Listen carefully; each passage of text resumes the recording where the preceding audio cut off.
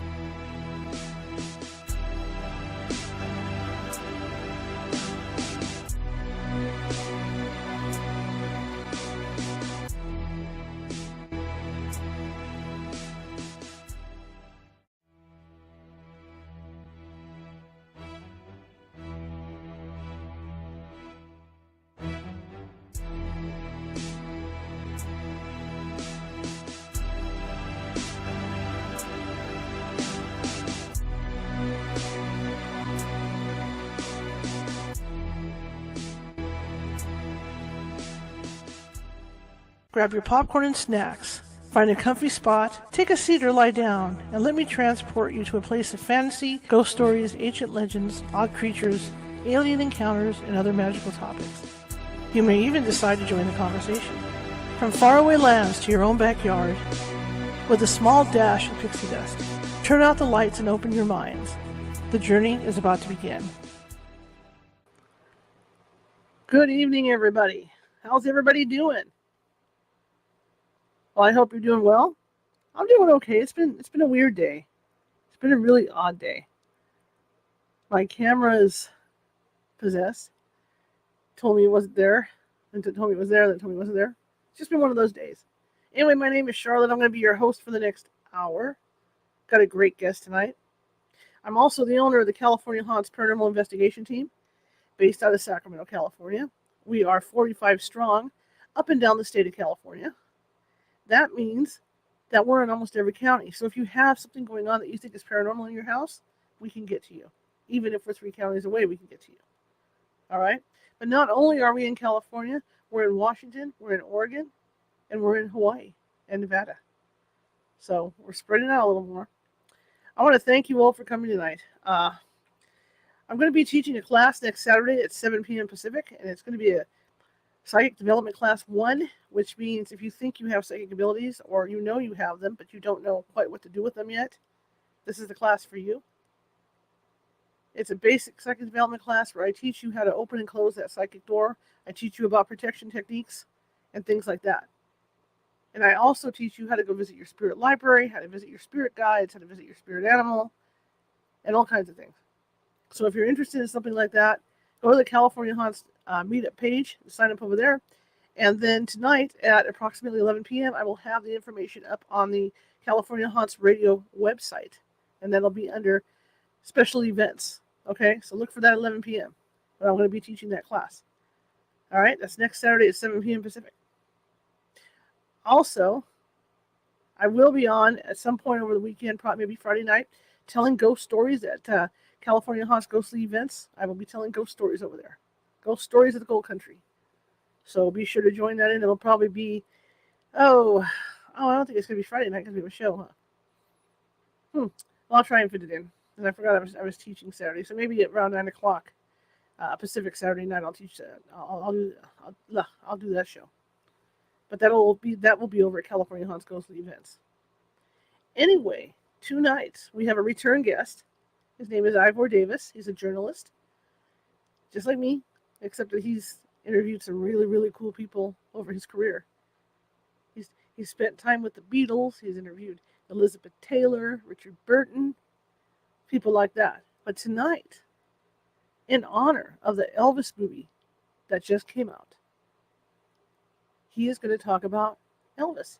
Isn't that cool? And just think, in a couple weeks, it's going to be the anniversary of Elvis's death. All right? I am a huge fan of Elvis. I don't deny that I'm a huge fan of Elvis. And I went to see the Elvis movie, and I could say it was a pretty good movie. A couple inaccuracies that I saw. But all in all, they pulled it off really well. I was impressed. In fact, I would love to see it again. So hopefully I'll get to see it again at some point. But I was really, really, really impressed with it. So I can't wait to talk to Ivor about this. We got to find out what he's been doing. We haven't seen him for a year since he's been on the last time. So I want to hear what he's been up to. And I know he has a book out on the Beatles. He has a book out on Charles Manson as well. Okay? But anyway, I want to invite you all, if you're watching from Facebook, to go ahead and, what's the word? Oh, not join. But click on the like button or whatever you need to do. Follow me. That's it. The follow button. There's so many of these buttons to push. So the follow button on Facebook. Same thing with Twitch. And if you're over on TikTok, that's another follow for me. And of course, YouTube. There's a little man down in the bottom right-hand corner with a little ghost, really, with a Sherlock Holmes hat on and a big old magnifying glass. Click on that to subscribe. I've got over 250 videos sitting over there. And they're all different topics. Not just paranormal, because we just don't do paranormal here, because I'm a real life photojournalist, so I like to mix it up. So I think there's a little something in there to get the attention of everybody, including Ivor's first interview he did with us all that time ago. But anyway, also, you want to check out a bunch of really cool videos. You want to check out some of the extra stuff we have. Check out CaliforniaHauntsRadio.com, because that's where you can find the show. CaliforniaHauntsRadio.com. and also CaliforniaHouse.org. That's where you can find us, the paranormal team. Okay? Anyway, I'm going to bring Ivor in, and let's see what happens. You never know with this show. Good evening. Good evening, Charlotte. Nice to see you again, and nice to be on. And we're going to have some fun tonight. Yeah, we are. It's been about a year since I saw yes, you. It has. I remember, and we had a good conversation then, and I'm sure that we're going to have a nice chat this evening. Why don't you tell the people that haven't watched the show before about you? Let's hear about you. Well, in a nutshell, if I can say a nutshell, because I'm now in my 80s. I'm kidding. I'm kidding. Yeah, I'm only 44 actually, which would have made me not born when I traveled with the Beatles in 1964. There you go. So I was a foreign correspondent. I was very lucky. Everything in life is chance, serendipity, and I didn't plan it. Nobody plans their lives. I don't think so. I don't know if you would agree with me, Charlotte. Nobody plans their lives, and I was a lucky fella. Oh, lucky man, I always like to say, which reminds me of a great movie by Malcolm McDowell, Oh, Lucky Man. Are you a fan of Malcolm McDowell, Clockwork Orange? I am, absolutely. Yeah. So I was lucky. I came to California. They made me bureau chief of a big London newspaper, and all hell broke loose. 64, I went with the Beatles. I traveled with them. I wrote George Harrison's column for him. But I want to tell you this, Charlotte. I didn't realize in 1964 that the Beatles were going to be talked about even more today. And they are. I mean, it's astonishing, because if I had known that, I would have taken my iPhone with me and done a lot of pictures. But I didn't know. And I got all the autographs for friends of friends, and I gave them away. So I could have been a rich man. And then my career took me to Hollywood, and horrible things, like stories like In the Kitchen with Bobby Kennedy, when he got gunned down by Sirhan. And along the way, I met this guy from Memphis. I was very lucky. I went with the Beatles to see him in the summer of 1965. I was there when he met Elvis. And then also I met Elvis on film sets, and I met Elvis when he did his comeback special in 1968, which resurrected his career. And I saw him in the last couple of years of his life when he was on the slides. He was chubby. He was over. I mean, he was being stuffed into his jumpsuit, and he kept forgetting the lines. So in a way, I've seen him from the prime to the not so prime. What kind of person was he? Well, the first time I met him one-on-one, he was older than me, but he kept calling me sir. He was very polite. It was very nice. I went on the movie set at Paramount Studios in Hollywood for the movie Frankie and Johnny. And he chatted to me very nicely. And then after about 20 minutes, the guy comes in, and his minder, and says, "I'm afraid, Elvis, they need you on the set." And I said, "I'd like to visit Elvis on the set and watch him work." And the guy said, "Oh, it's a closed set. Sorry." So I said, "Thank you, Elvis. Thanks for your time." And off I went. And as I was leaving the studio at Paramount, I saw a bunch of guys playing football in the parking lot. And guess who was throwing the ball? Charlotte. Guess who it was? Elvis. So he was out there, huh? He was out there. So, Elvis was not comfortable with strangers, but when he got going, it was charming. And, you talked about in your introduction the Elvis movie by Baz Luhrmann. And I'd love to hear a bit more about what you thought of it, because I have some strong opinions as well. So you please tell me. Well, I mean, trying to squeeze that life into 2.5 hours has got to be tough. Yeah. So I thought he did well squeezing in what he squeezed in. But I mean, there were a couple scenes in there where he really kind of went off the rocker with it, like in Florida, when he wasn't supposed to be moving around. In fact, he even makes a comment about that in the '68 special, about only being able to move his pinky, where Baz Luhrmann turned it into a rebellion thing. Yeah. You know, so there was that, and just a few, I didn't see a lot in there, but I mean, some But of you it, were, I you were admitted. entertained. You loved it. You enjoyed it. Yeah, Yeah. for Well, the most part, yeah. yeah. Go ahead. But Yeah. I mean, I've heard the stories about the Colonel, when Elvis was really out of it, Yeah. and saying, that fact they have that in that first scene of that movie where he says, "I want that man on stage now. I don't care what shape he's in. Yeah. Let's get him up." And I had heard stories about that, Oh, yeah. from Well, different people. yeah. But I mean, for the most part, the movie was okay. But I mean, there was some stretchers in there. But of course, there's going to be, because it's a movie. Look, it's a movie. Mhm. Baz Luhrmann, the director from Australia, is a razzle dazzle movie maker. Mhm. Baz Luhrmann shot. I mean, anybody that hasn't seen the film, you will not believe it, and you knew this. Right. Well, you would not believe that they shot every single scene, including the Las Vegas nightclub scene and the Memphis nightclub scenes and Memphis Graceland scenes. They shot them all in Australia. Can you believe it? That's incredible. I'll tell you one little aside. About 10 days ago, I sat down for a program I do for the Museum of Ventura County, where I live. Mhm. And I interviewed a guy called Steve Binder, who's actually in the movie. Now, 68 special guy, yeah. a hotshot director. And Elvis came out of the army, was scared of performing live. He hadn't performed live. He made a lot of, I'm going to say this, a lot of crappy cookie cutter movies. He got the girl, he lost the girl, he got the girl again. He sang 6 songs, and that was the story. Except for a good movie called Viva Las Vegas with Anne Margaret. Mhm. So Steve Binder, the director, said to me that Elvis came to see him and was scared about doing a live performance on television because he'd done all these movies, which was more controllable. And Mhm. Elvis said to Steve, tell me what you think of my career right now. And Steve, I'll give it to him, was a young guy, and he said, Elvis, your career is in the toilet. And Elvis, for a moment, looked at him and smiled and said, thank you for telling me the truth.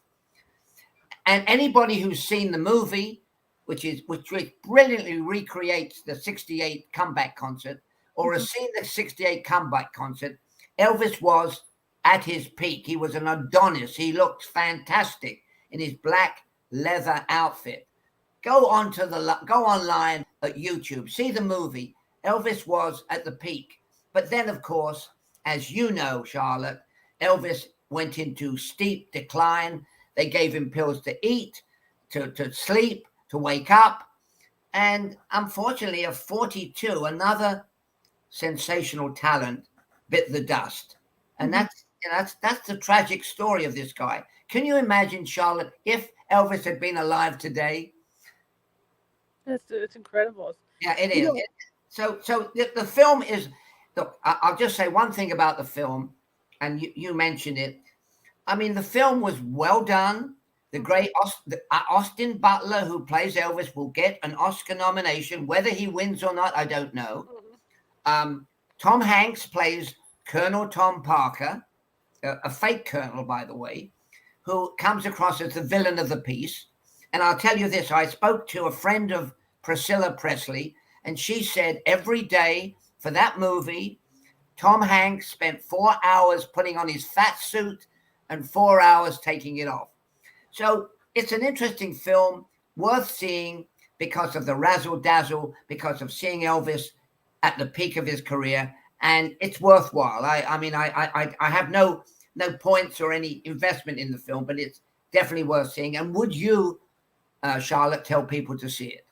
Oh, absolutely. In fact, when I saw the previews for it, I almost didn't want to see it Yeah, because of I hate to say it, because of Austin Butler, yeah, because he didn't look anything like him. But I mean, Austin Butler pulls it off. yeah. Somehow he managed to pull it off, and it's just just because he doesn't look like him, he makes you believe that it's him. Oh yeah, yeah. Austin said the moment he told Priscilla, the moment he got the role, he immersed himself in everything Elvis. And when you see it, those who haven't seen it, I mean, I thought he did a remarkable job. I mean, I'd seen Elvis over his career. I thought he was fantastic. As I said, I wasn't crazy about Colonel Tom Parker, played by Tom Hanks, but he's an actor, and any actor who dresses up grotesquely is probably going to get a Best Supporting Actor nomination, although he won't win. So it's an interesting film, and any Elvis fans, and you're an Elvis fan, you said, any Elvis fan should actually invest in seeing the movie. Oh yeah. I would like I said, I would like to see it again because there's probably stuff I missed. Yeah. Because with Lerman, I mean, there's stuff going on everywhere on the screen, and you got to watch that stuff.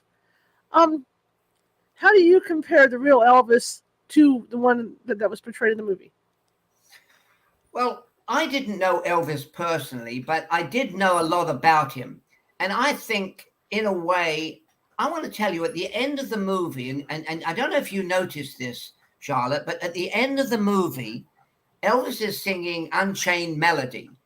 He's actually, you see film footage of the fat Elvis singing Unchained Melody, which is a wonderful song. And he's still, despite his terrible decline, he is still great. And he sings the song, and then suddenly, without you noticing, I don't know if you noticed, the film changes from the real Elvis singing Unchained Melody to Austin Butler singing Unchained Melody. Did you notice the transition? Yes, I did. I thought that was really cool. Yeah. So, I think it depicts Elvis. I mean, there are so many little things, liberties that they take. I mean, to be honest, with all due respect to Priscilla, she wasn't the archangel Priscilla. I mean, she was a young kid, 14, who first met Elvis. They were married for I forget how many years.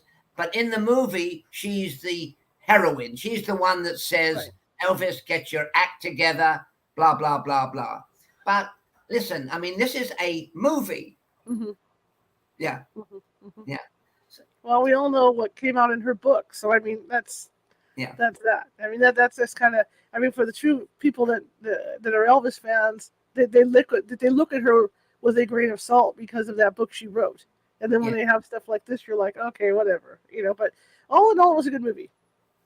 Yeah, so I mean, the movie I think has made maybe $150 million as we speak, which is not bad change. Although it cost about I forget how much it cost, but the funny thing is, it cost several $1 million, obviously, because that's the way it is. But when they made the Elvis comeback special, they made it for. Steve Binder told me they made it for about $400,000, which is like peanuts in today's world. So I would see the film, I would see the depiction, and look, there are many people, and you know this, who think Colonel Parker was the heavy. Colonel Parker wouldn't let Elvis travel overseas because he was an illegal immigrant. All the little side stories. I'll tell you a very funny story, if I may. Okay. Well, a friend, a very close ally, a protege of Colonel Parker came to my house about a month ago, and he's doing a documentary for the benefit to show that Colonel Parker wasn't such a bad guy. And he said to me, I mean, this is the way it is. He said that Colonel Parker would show up, and he was a carny man. He was a carnival man. He'd show up at concerts for Elvis, and he'd have one little army of people selling "I love Elvis" buttons, and then he had another bunch of people selling "I hate Elvis." And at the end of the concert, Elvis would call up Parker and say, "Did you sell more of I love Elvis or I hate Elvis?" So he got a kick out of that. So Parker was a canny guy. I mean, I must tell you one other story of my encounter with Colonel Parker, if I may. Sure. So Colonel Parker was lived in Vegas, was a huge gambler, and as the movie shows, as you know, lost a lot of money. So I was talking to Colonel Parker, and he was telling me about his great background. He was a carnival man. He was very proud of that. And he said, I was known around America for Colonel Parker's dancing chickens. I said, well, what's that? He said, well, here's what I did. He said, I had a dozen chickens in a cage and they danced. And I said, well, did they dance to music? He said, no, he said, I had an electric plug. I stuck the plug into the wall, and believe it or not, the chickens danced. Now, he told that story rather proudly, which I thought was a little bit bizarre. So that was the kind of guy he was. You know, I mean, there's so many stories about Parker, and yet Elvis said at one time, I remember reading this or hearing this, that Colonel Parker was like a father to him. So, you know, go figure. When do you think Elvis was the happiest? I think there were periods when Elvis was at Graceland. I mean, don't forget, he came out of poverty in Tupelo, very, very hard up. And then his money, and Elvis was a generous guy. Elvis loved to, I mean, he bought 6 Cadillacs and gave them to the Memphis Mafia. He was generous to a fault. And Parker said to Elvis, you know, Elvis, you've got to keep working. You've got to do 800 performances at the Las Vegas hotels because you spend too much money. Mm-hmm. So Elvis was good-hearted. Elvis didn't really have a concept of money. He spent a fortune. He gave away a fortune. And Parker kept him on the merry-go-round. I mean, as I mentioned, I think he made 35 movies in 10 years, 3 movies a year. That's pretty hard going. Elvis performed at the Las Vegas hotels. Take a guess. How many times would you reckon Elvis performed in Vegas? Just take a rough guess. Well, I'm calculating it because I know he would perform and then he would tour for 2 months. Yeah. So he was doing like how many times do you think? I mean, there was a dinner show and a midnight show. So 2 shows a night. If he performed 10 months, that's a lot of shows. A lot of shows. And then he would get on the road and tour. Do you want to take a guess? Because I know exactly. I've counted them. Take a guess. How many shows over a period of about 7 or 8 years? 14,000? Well, actually, it was nearly 900. But that's, can you believe it? 900 shows of 2 hours each. I mean, that is so exhausting. Mm-hmm.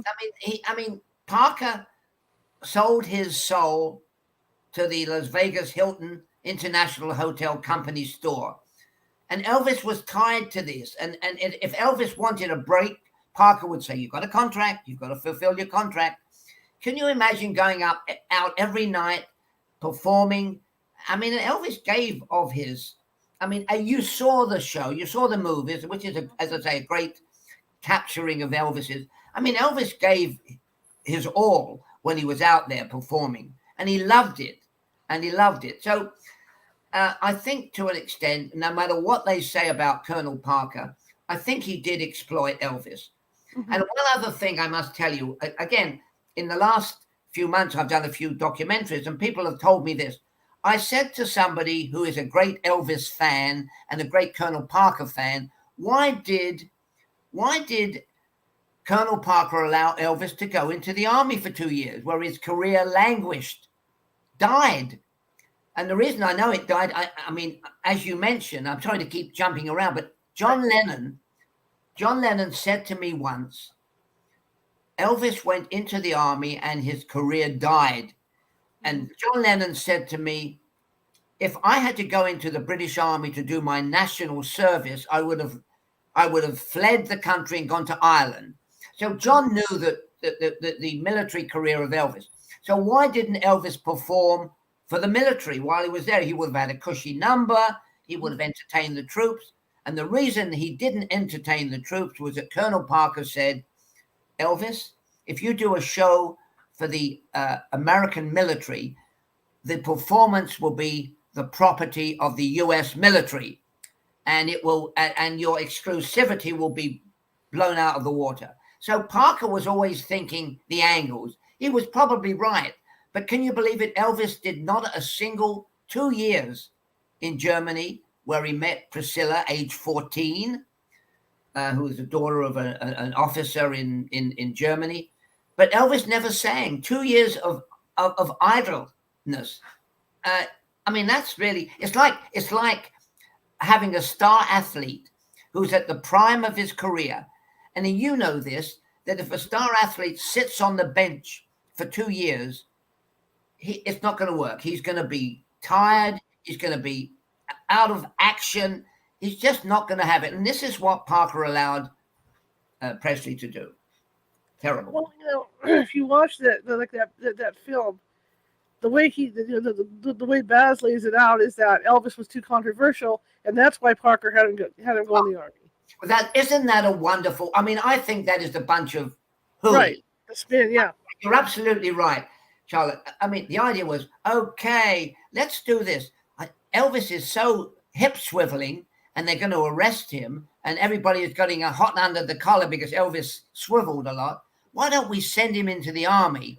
And that way the heat will be off. I mean, that is the biggest bunch of bosh I've ever heard. Come on, that's ridiculous. But anyway, he did 2 years. He could have got special treatment. He didn't. And he wasted his career. As I said, like a star athlete in the peak of his career being sidelined. Ridiculous. Yeah, and then you get the thing, where while he was making the movies, he was completely out of touch with stuff because the Beatles swept in, and he wasn't watching the music scene because he was doing all the silly songs. Yes, you're absolutely right. And here's the problem. When I went with the Beatles in August of 1965 to see Elvis, the people who wanted, I mean, John Lennon was dying to meet Elvis, but Elvis wasn't dying to meet the Beatles. And when I went to the house, he gave them a bit of a cold shoulder for about the first 15 minutes. We sat around in a living room and nobody introduced them to Elvis. It was a kind of embarrassing. What I didn't realize is what we'd been talking. Number one, Elvis had come out of the military. He'd made all these crappy movies. The Beatles made one movie, A Hard Day's Night, and it was a smash hit. And then the other thing that I didn't realize at the time was 1 week before Elvis met the Beatles at Elvis's house in Beverly Hills, the Beatles had performed live at Shea Stadium in New York to a crowd of 55,000. So you can imagine how Elvis was jealous, upset, and by these young Liverpudlians who'd come into his town, his country, and taken over and knocked him off. And so that explains why he gave them the cold shoulder for 15 to 20 minutes. And then everybody said they were going to get together again, but they never got together again. And Elvis they had a little bit of conversation about movies, about Peter Sellers, the English actor, which Elvis liked and which the Beatles were friendly with. And they talked about a movie called Dr. Strangelove, which they'd both seen. So there was a little bit of common ground. But believe me, for the first 20 minutes, you could have cut the air with a knife, and it was kind of uncomfortable. And then, of course, later on, as everybody knows, the Beatles said, "Oh, it was great to meet Elvis," and Elvis said it was great to meet the Beatles. But I'll tell you another quick story, if I may. When the crew came over to do an interview with me for a documentary they're doing about Colonel Parker, one of them, who was a protege of Colonel Parker, said, back at Graceland, Elvis's pad in Memphis, when we, the Memphis Mafia cohorts of Elvis, got a new Beatle album, we made sure not to play the album too loud so that Elvis would hear. So that's a pretty good indication that Elvis was jealous. And then I just a final footnote to this, Charlotte. Several years later, Elvis goes to see Richard Nixon, the president. And I've seen the letter that Elvis wrote to Nixon. He was on drugs. He was a little bit scrawly. He wrote a rambling note to Nixon. And when he got to Washington, D.C., somebody delivered it to the White House, in which Elvis in that note says, why don't I come and visit you? Because I can bring a lot of young votes to your campaign. Well, I'll tell you what happened. Nixon actually didn't really know the power of Elvis. And at first he said, I don't know. And then one of his inner guard said, for God's sake, meet Elvis. So it happened. He met Elvis. Elvis shows up. You may have seen pictures. They made a few movies about it with Kevin Costner playing Elvis. He shows up and he pulls out a gift for Richard Nixon, which is a gun. Can you believe that? He hands a gun to Richard Nixon, an antique gun. Wow, that would never happen today.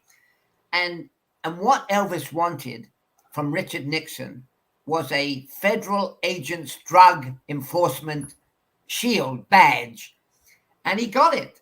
And why did he want the badge? Because probably if anybody stopped him and he was on drugs, he could flash his badge and say, "Hey, I'm an agent." They would have recognized Elvis.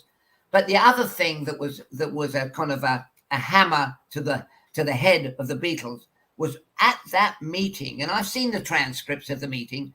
Elvis said, and you probably know, said to Richard Nixon, "The Beatles are a bunch of layabouts. The Beatles come to America, they earn $1 million, they go back to England, and they badmouth America." Well, it wasn't true. It was just Elvis sounding off. And after that, the Beatles wanted nothing to do with Elvis. Ringo said, "How could he do this to us? It's not true." So the jealousy, the enmity of Elvis and the Beatles, particularly Elvis, carried on for several years. Well, you can kind of understand Elvis too, in that he was so out of touch with everything that, it just seemed like they came in and just swooped in and then took his gig, and you can kind of see his point of view too, how jealous he was of it. But on the other hand, I mean, maybe had he embraced them a little more, he could have shifted gears too and gotten, rolling in the right direction again. Yeah, and don't forget, while I was at the house, John Lennon, who was quite a wise mouth and said what he felt, admitted that, he said, he did say during the evening, "Elvis, if you hadn't shown up, we wouldn't be here." Because John told me personally that he used to sit at home in Liverpool with a little transistor radio listening to a foreign called Radio Luxembourg, which was the overseas channel. He listened to Blue Suede Shoes and Hound Dog, and he loved Elvis, and they wanted to meet Elvis. And they all wanted to meet Elvis, but Elvis wasn't so keen to meet the Beatles. And the whole thing was set up. And I know this sounds amazing, but the night I went with the Beatles to meet Elvis, Brian Epstein said, "I don't want to make this a publicity coup. So there's going to be no reporters with cameras, no tape recorders." I mean, can you believe this summit between the two greatest rock and roll people of the century, and nobody in the house took a single picture? Amazing. Yeah. Wow. Yeah. No record of it. I just find it so fascinating. Like you say, he came out of the army and nothing really, and then jumped into the movies. He did like 10 years of movies, or whatever it was, 8 years, and he just kept going and going and going, and it makes you wonder why he didn't say something at that point. Well, I mean, Elvis was signed to a contract, Mm-hmm. a rigid contract. Parker said to Elvis when he said, I mean, Elvis didn't like a lot of the films he made. I mean, he loved Viva Las Vegas, mainly because he got a chance to meet Anne Margaret, and they had a little big fling. Right. But most of the films, as I said, were copycat films. They had a new leading lady. They had the same story. Elvis sang several different songs, and he made sure to sing songs where the royalties for the songs went into the Presley, Colonel Parker coffers. And Elvis was fed up with it. I mean, Elvis told his buddies, the Memphis guys, this is too much. I don't want to do anymore. But Parker said, "Elvis, it's a contract, and you're obligated." So he was caught in the trap. Is that a line from an Elvis song? Caught in the trap. Sorry, I'm not a very good singer. I don't know if are you a good singer, Charlotte? I'm an okay singer. Okay. Anyway, so he was caught in the trap and couldn't get out of it. And then that's why, back to what we were saying, this comeback concert was so important for Elvis, because it did resurrect Elvis's career in 1968. And the interesting thing about that is, according to Steve Binder, who was the director, Mm-hmm. Colonel Parker wanted him to do a Christmas show. And, you saw it in the movie. Right. And of course, what happened? It wasn't a Christmas show, was it? No. No.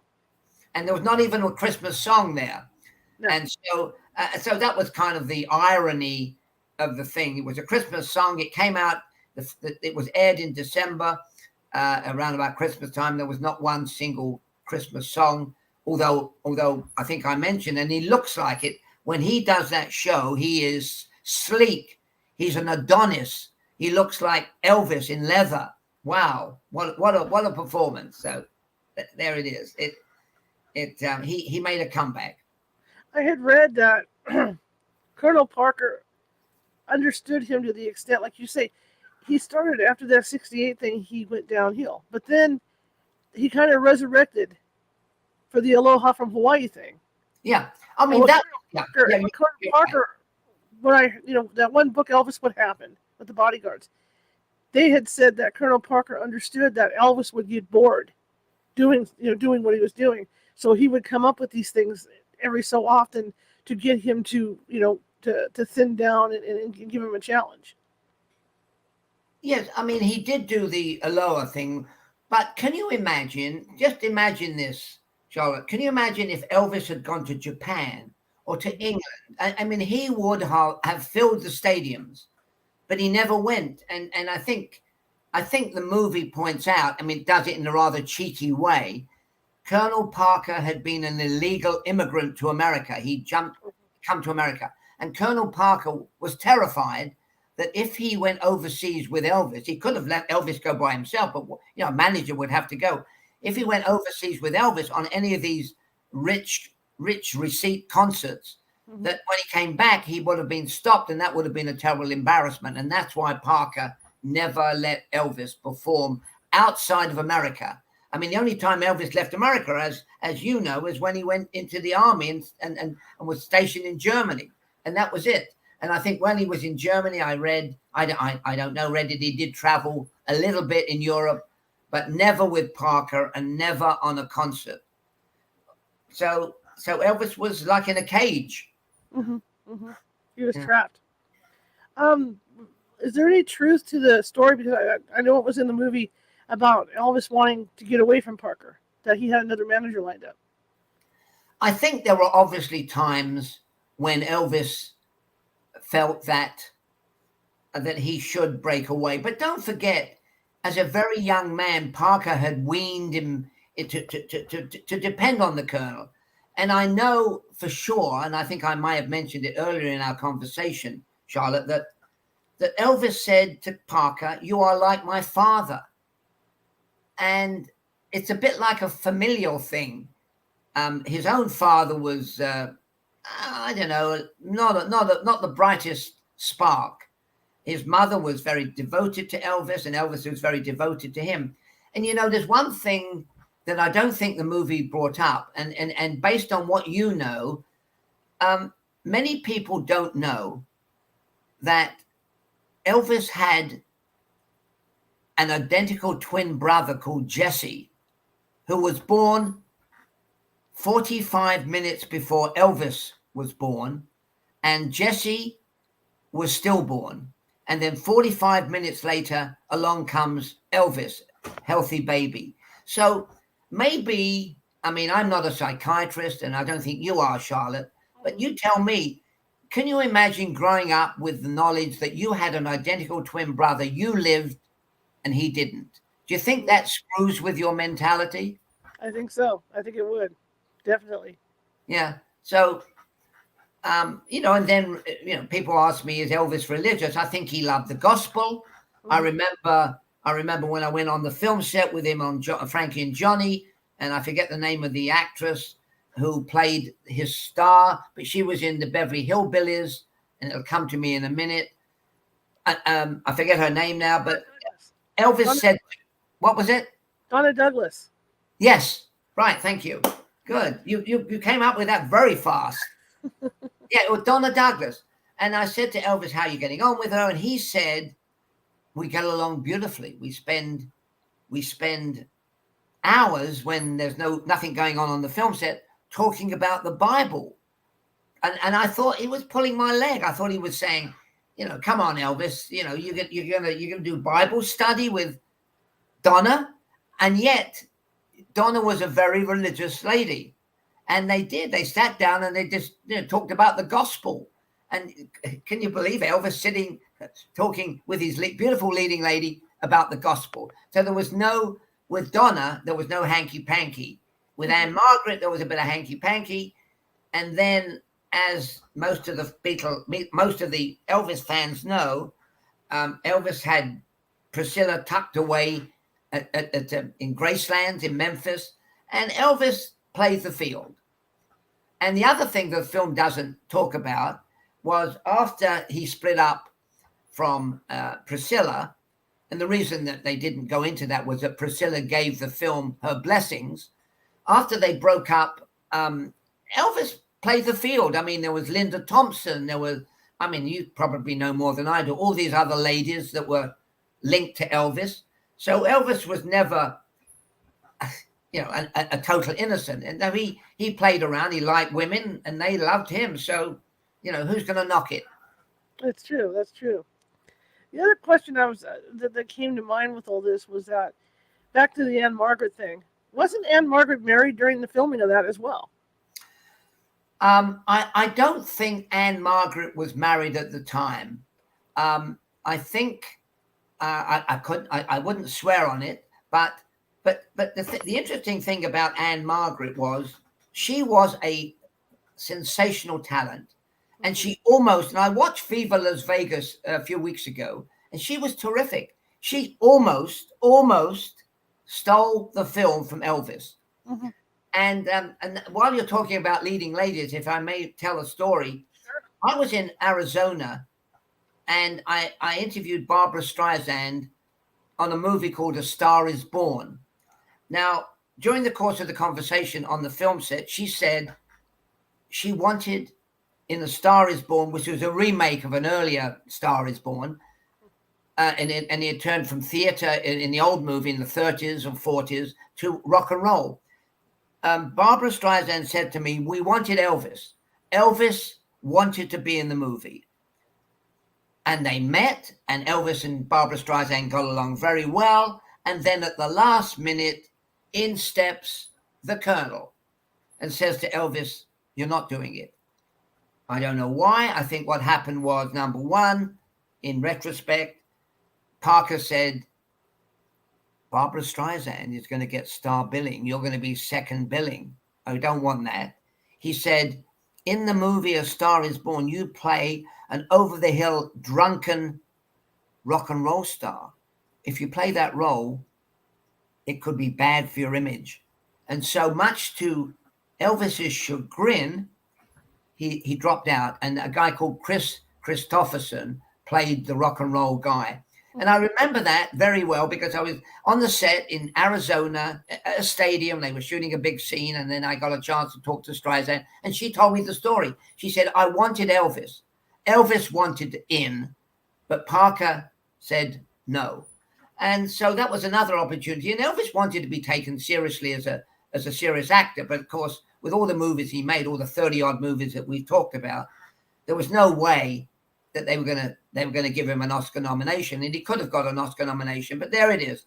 Parker controlled Elvis, and Elvis did what he said. So it's sad, and it's always interesting to say, what if he'd done this?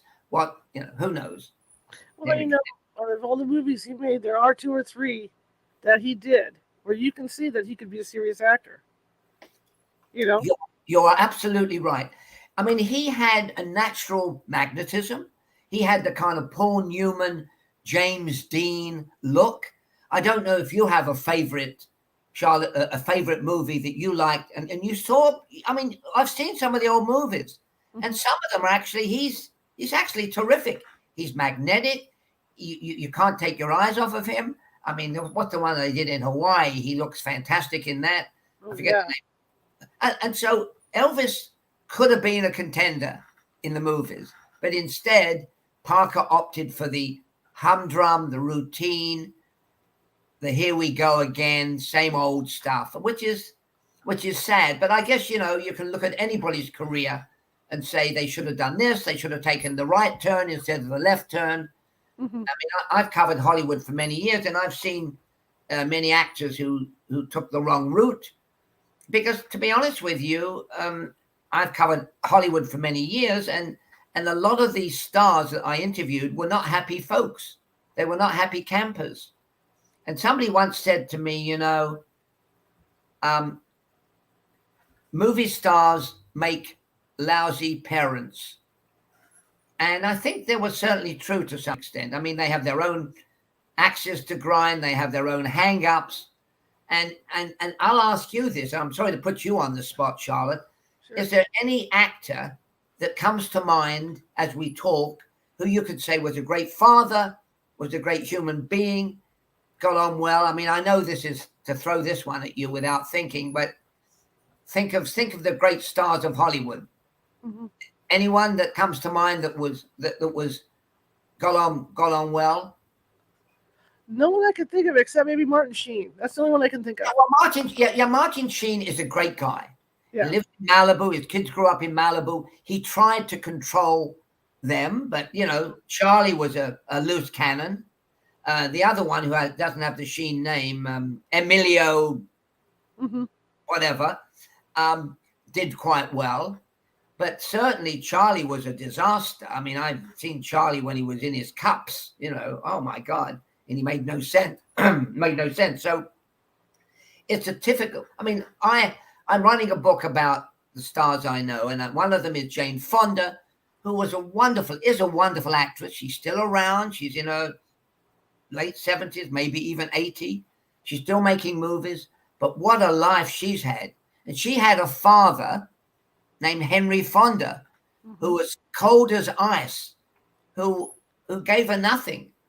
And Jane Fonda grew up with Henry Fonda, the famous Henry Fonda, the American icon, as her dad. And she grew up with a mother who killed herself.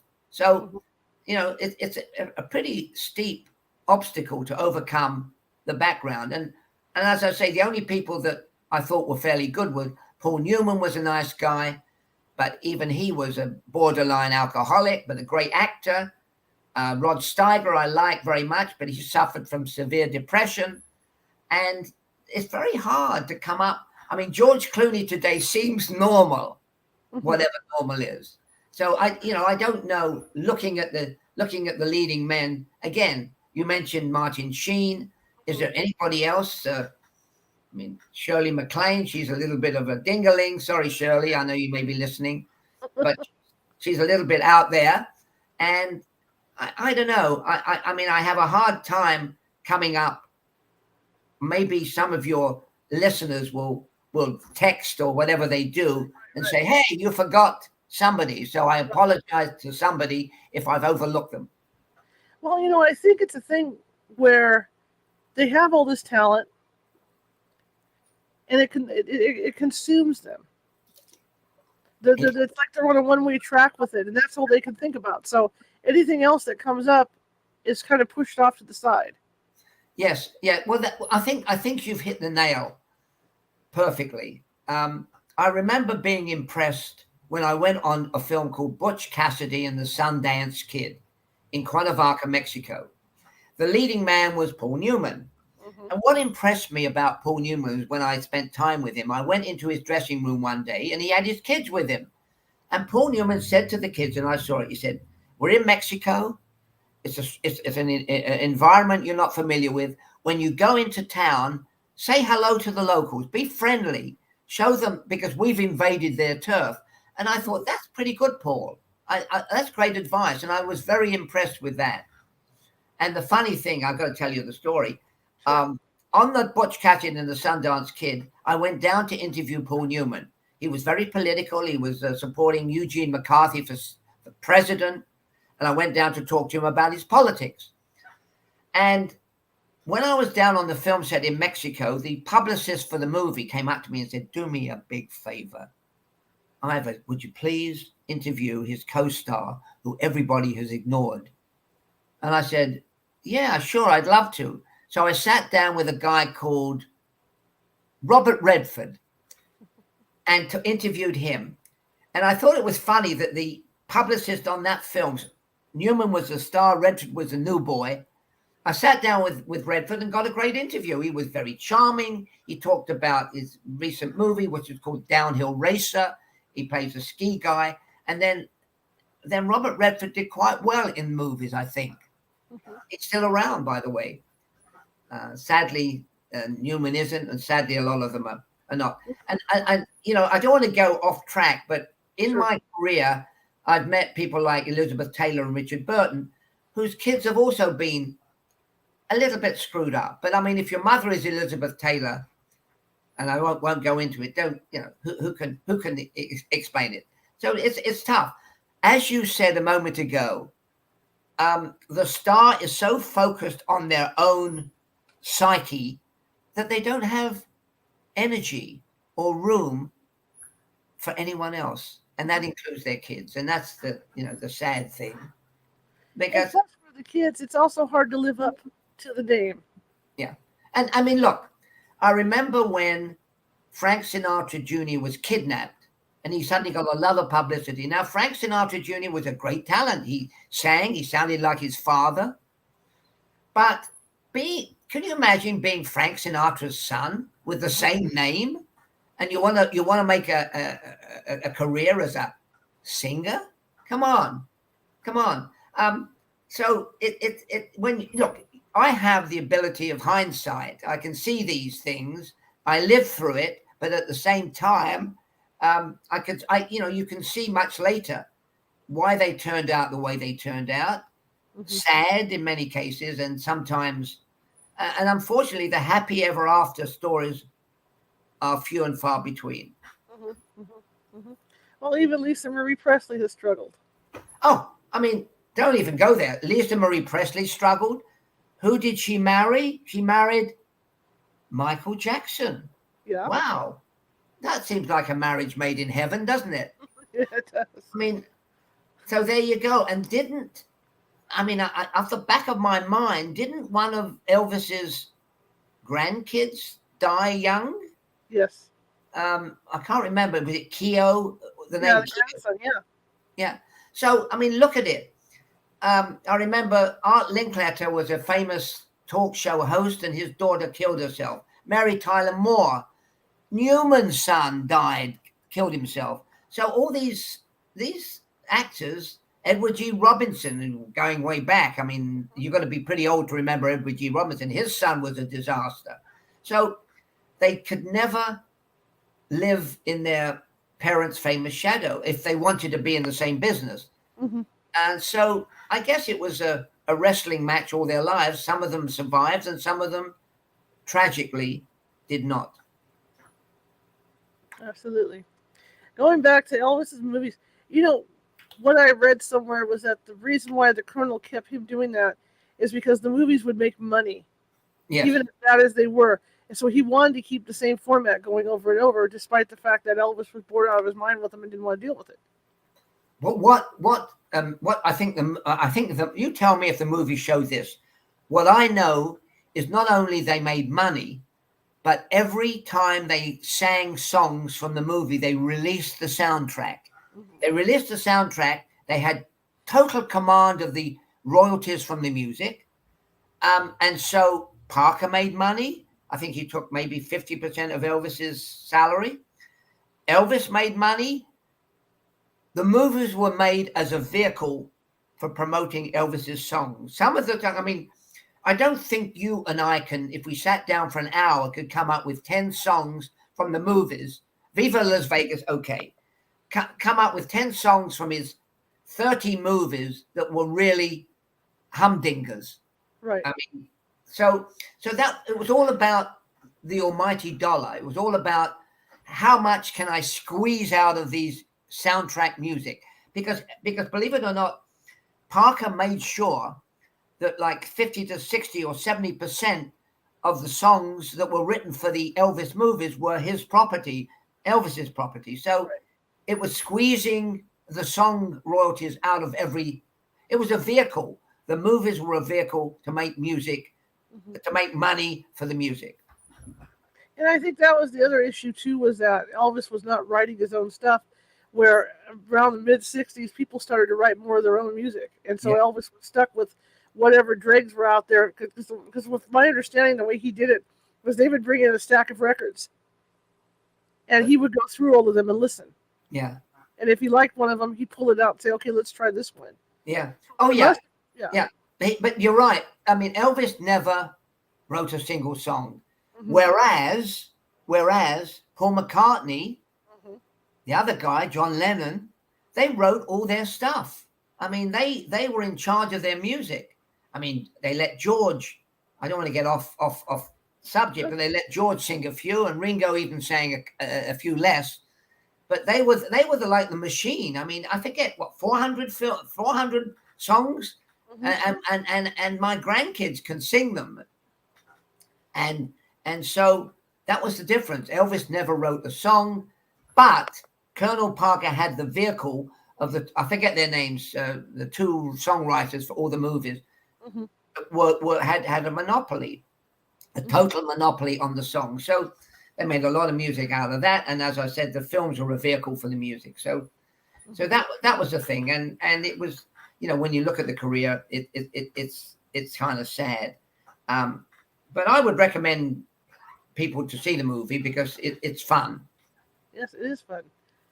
It's really quite good, and it's Moulin Rouge, because I mean Baz Luhrmann, like you say, he knows how to do that. He knows how to create the flash, and that's what he does with this. The choreographer, the gal that was doing the costumes, all that stuff. Yeah, and as you said at the beginning of the conversation, Charlotte, I mean, I talked to Steve Binder, and in the movie, Steve Binder meets with Elvis under the Hollywood sign. Well, I mean, that was a total fabrication. Hollywood sign is in Hollywood, and Elvis lived in Memphis and what have you, although he did have a house in Beverly Hills. So Baz Luhrmann, the director, took liberties, but I mean, that's what the movie is. You're going to stick strictly to that. I don't know. Anyway, it's entertaining, and I know a lot of people who've seen it 2 or 3 times. They love it. I know there's a story from, I don't know if it was one of the bodyguards who described Elvis's meeting with with Steve Binder. Yeah. And Elvis had asked him, what do you think of my career? And Steve Binder actually took Elvis downtown during the day and had Elvis get out of the car and stand on the street. That's right. And nobody stopped. Yeah. So I think he was proving that his career was in the toilet. Can you imagine Elvis Presley? I'm going to have lunch with Steve Binder next week, and I'm going to ask him if that really happened. Yeah. Because the interesting thing is, it is interesting. So you take Elvis Presley onto Hollywood Boulevard, you stand on the corner, and people walk by without even noticing you. And that was a story. I don't know whether it's a true story or not, but I'm going to ask Steve, did you take Elvis to Hollywood Boulevard, and did you stand there unrecognized? And I'll call you, and I'll send you an email. Let me know. I'm curious about that one, Yeah. But you can kind of see it in the 60s like that, because, I mean, everything had changed, and the kids wouldn't have known Elvis anyway. So, I mean, you can kind of see it happening in a way. Yeah, I mean, who were the, in the 60s, don't forget, there were the Beatles. Don't forget, there were the Beach Boys. Don't forget, there were other rock groups. And Elvis, I mean, it sounds crazy, but in 68, when the comeback special was made, Elvis was old bread. Was he really? And also, if he looked ordinary, people would look at him and think he was an Elvis impersonator. So I'm going to ask Steve that and see if it was true or whether it was poetic license. What did you like the best about Elvis? Well, I think he was in person. He was very humble. I mean, it was so. When I met him on Frankie and Johnny, I was embarrassed because he kept calling me sir. And he was about 2 or 3 years older than me. So it was kind of odd. This guy from the South calling me sir. And so he was very polite. He was very nice. And then, of course, whether drugs can do horrible things to the brain, and they do. We know that. We know how great people die of drugs and how drugs can scramble your brains. But that was what I liked about him. And then when I saw him when I saw that comeback special, he was like a Greek Adonis in his black leather. He was magnificent. He was like, I mean, he was the epitome of the way you knew Elvis was. And so I liked that, and it was terrific. And then, of course, tragically, he went downhill fairly fast. Mm-hmm. Mm-hmm. I agree. In all your years covering, the different stars, who do you think was the biggest star you ever talked to? Well, I liked Elizabeth Taylor. She was down to earth. She was bawdy. She told you what she thought. I remember going with her when she had, I don't know if you remember, but you're a bit too young to remember this. She came out with her own perfume. Right. And so I hit the road with her to the Midwest just to see how she would react. And Elizabeth Taylor was in pig heaven talking to a bunch of housewives at one of these department stores. And she would be honest. It was like what do they call him? A hen party. So there she was, the star, selling her perfume, and all the ladies were asking her personal questions. And one of the questions they asked Taylor was, Elizabeth, why did you marry so often? And she said, and I always remember this, whether it was true or not, she said, once I slept with a guy, I had to marry him, which I thought was quite funny. And she was bawdy, and she would say, everybody says I got a fat ass. I'm trying to get rid of that. I remember on a film set with her, she talked about her weight and her drinking, and she drank with Richard Burton and kept up with him. And Richard Burton was a notorious drinker, believe me. And I saw Richard when he was drunk, and I saw Richard when he was sober. But so, I mean, Elizabeth Taylor was colorful. I loved John Wayne, another heavy drinker. Wayne was what you saw was what you got. Another boozer.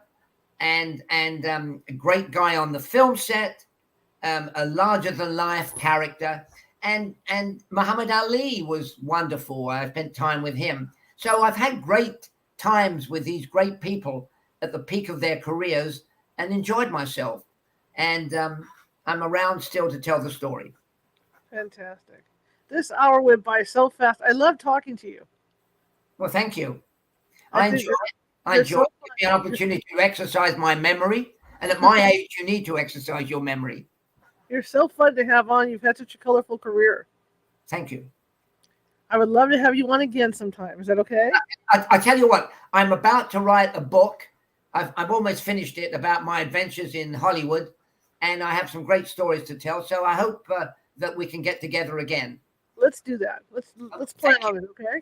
Thank you for your time and your questions and your companionship. And how can people find you, sir?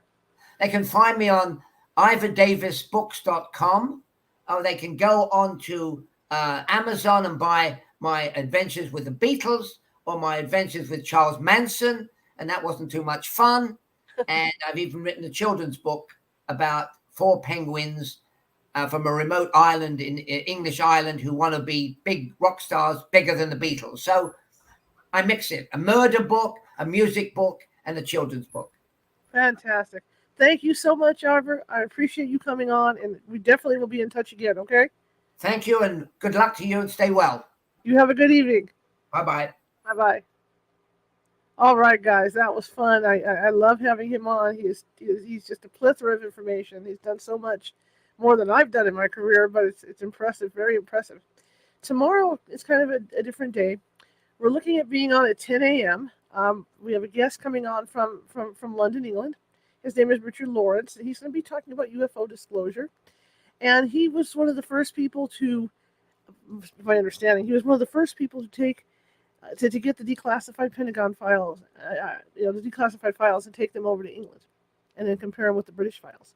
So he's going to be with us tomorrow at 10. Now here's the deal. We're going to do a test run at 9 to make sure that StreamYard works for him, because StreamYard doesn't work for just everybody. StreamYard has issues sometimes. So if you don't see him, if you don't see us at 10, then you can look for us at 6:30, because what I will do is I will probably do it via Skype somehow and figure out how to and pre-record the show and then it'll be at 6:30. Otherwise, check out at 10 o'clock. Hopefully everything goes well, and we're on live at 10 o'clock tomorrow morning, Pacific. So just an FYI heads up on that, but that should be a really, really good show. And I hope you enjoyed Ivor tonight. He's been on before, and every time he's on, we have a blast talking about stuff. Anyway, if you like the show, share it with 5 people. If you hated the show, share it with 5 of your enemies. We are equal opportunity here at California Haunts Radio. If you're watching from Facebook, please hit that follow button. If you're watching from Twitch, please hit that follow button. If you're watching from TikTok, hit that follow button. And if you are watching from YouTube, there's that little guy down in the corner, that ghost with the Sherlock Holmes hat on and the magnifying glass. That is our mascot. Please hit that to subscribe to our shows. As you can see, we have different types of shows on, not just paranormal. Also, next Saturday, I will be teaching a psychic development class at 7 p.m. Pacific. That is Psychic Development 1, and that's going to teach you protection techniques, how to open and close that psychic door. I'm going to take you out to your spirit library, visit your spirit animal, things like that. So be sure, if you're interested in that sort of thing, check out the California Haunts Meetup at californiahauntsmeetup.com, and you can do that. Otherwise, wait till 11 o'clock p.m. tonight Pacific, and I will have it up on the website. You can sign up there. Anyway, I want to thank you all for coming tonight, and I will see you tomorrow. Hope, if everything goes well, I will see you tomorrow at 10 a.m. So I'm going to give you Ivor's contact information right now. Here we go. Website, ivordavisbooks.com.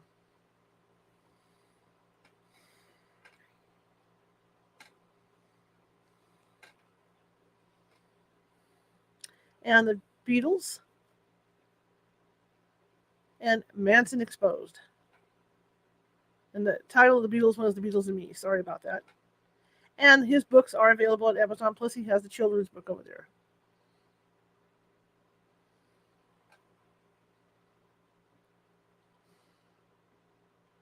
Anyway, I want to thank you guys for coming tonight, and I will see you tomorrow at 10 a.m. Pacific. Have a good night.